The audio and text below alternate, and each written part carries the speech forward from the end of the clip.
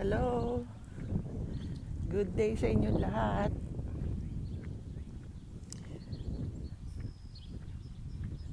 It's a beautiful day. Sunny ho ngayon. Kaya medyo lumabas ho ang lola nyo para makasagap ng sariwang hangin kasi mahangin ho. Komportable ho ang panahon ngayon, parang perfect weather. Nako, may nakita akong ibon. Cardinal ho, yung cardinal ba yung ibon na orange yung kanyang dibdib na pakpak.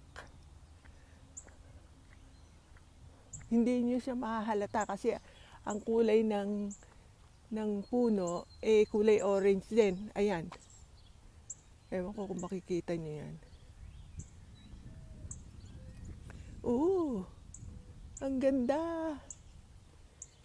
Ay. Para yung sira ulo ko. Ayan. Hi. Hindi ko lang ma-zoom.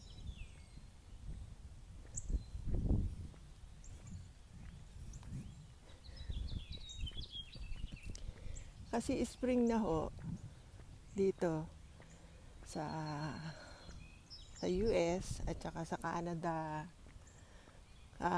So yung mga puno ng nakalbo noong fall, bumaba yung mga dahon, bumabalik na ho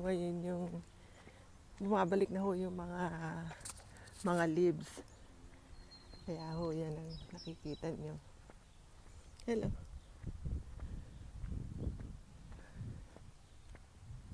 Gandang-ganda ho ang lola nyo. Maglalakad lang ho naman ako ng mga 15-20 minutes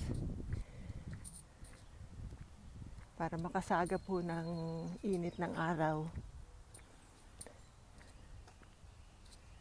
Hindi katulad do sa bansa natin, sagana sa sikat ng araw.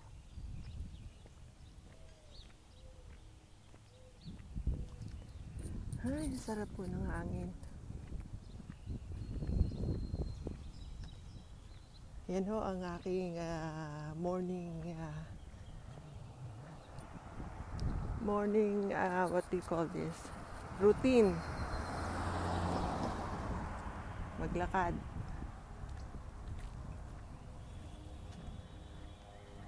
Pinaka-safe na ho maglakad dito sa neighborhood kasi bihira naman ho yung maraming naglalakad, kaya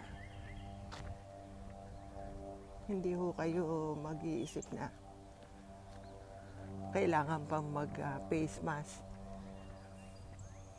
Pero kung nasa mall ho kayo o kaya minsan kung pupunta kayo sa medyo mataong lugar, kailangan ho talaga naka-face mask kayo. Pero dito ho, kung mapapansin nyo,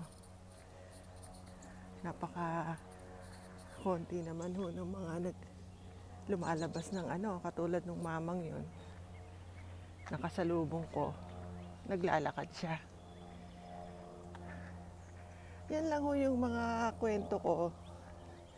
Sana hindi kayo magsawa na panoorin ang activities ho, ang activities ko ho ngayong araw na to. Kasi kung gusto ko man na pumunta sa mall, wala naman akong gustong bilhin. Parang ho ganun. Tsaka may papakita ho ako sa inyo na ako ho gandang-ganda. Ito ho nasa harapan ng bahay ng anak ko. Ito ho talagang nagpo-prove na spring na. Pakita ko ho.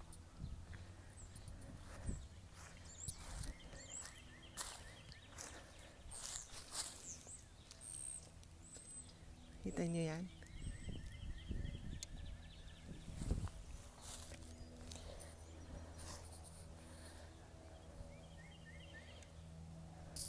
Yan.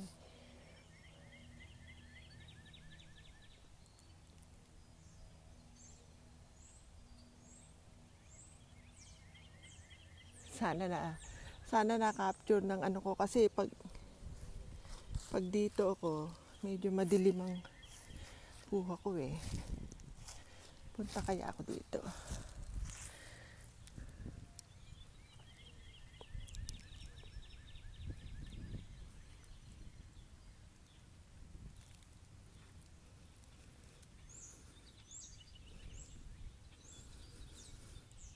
Ayan, flowers na yan.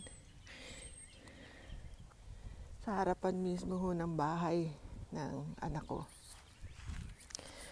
And then, pagdating na naman ho ng winter, mawawala na naman ho yan. Akala nyo, wala na siya, pero actually, andyan pa rin ho yun. Papainit ho tayo ng araw ng sinag ng araw. Kaya ito ho itsura ko pagising sa umaga. Pero masaya ho ako. Naririnig niyo yung mga ibon. So nice. Yun lang ho mga vibers. Salamat ho sa pagsama nyo sa routine ko. Kaya kuminsan, you have to make the most of it, to make your day. Thank you sa inyong lahat na sumisilip sa aking vlog. Yung mga 1 minute. And then, babalik na ho ako. Wag lang na hindi mainitan ng araw kasi pagising ko ho, nakita ko, sikat ang araw, makalabas. Tsaka perfect ho ang weather. So, kita nyo yung hangin. Sarap ho. Libre. Libre, sarap ng hangin. Sa Pilipinas, hindi na kailangan mag-isip ka na kung sisikatan ka ng araw dahil sagana po tayo sa sikat ng araw. Dito nga ho, dahil 4 seasons, may mga panahon na hindi ka talaga masisikatan ng araw. Nakakatuwa naman yung ibon na yun, no? Dumapo dun sa, ayun, lumipad na ulit. They're everywhere. Pagdating naman ng winter season, iniisip ko nga kung saan sila pumupunta. Siguro yung iba, yung tinatawag natin, minsan nagmamigrate sila sa ibang lugar. Ganun ang ginagawa nila.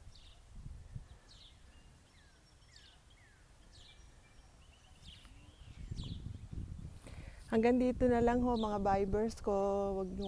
Kung bago ho kayo, sana mag-subscribe kayo sa channel ko, Viva Lola Vlogs. Very simple lang naman ho ang aking content. Ako ho 71 years old at retired na for at least 5 years.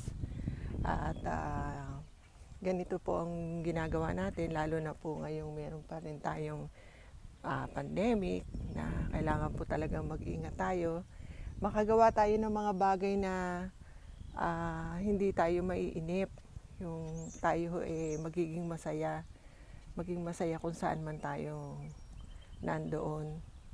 Huwag tayong malungkot dahil marami namang mga bagay na magagawa tayo in a positive way. Ito ho, pinakikita ko sa inyo. Halos nga araw-araw lumalabas ho ang aking vlog sa channel ko. Sana huwag kayong magsawa dahil puro daldal lang ang lola nyo. Pero lumalabas naman ho ako para may makita naman kayo. Kahit papano sa aking paglabas. Again, thank you ho. Sana matapos nyo ang aking vlog. Maraming salamat ho. Good vibes. Thank you. Bye-bye.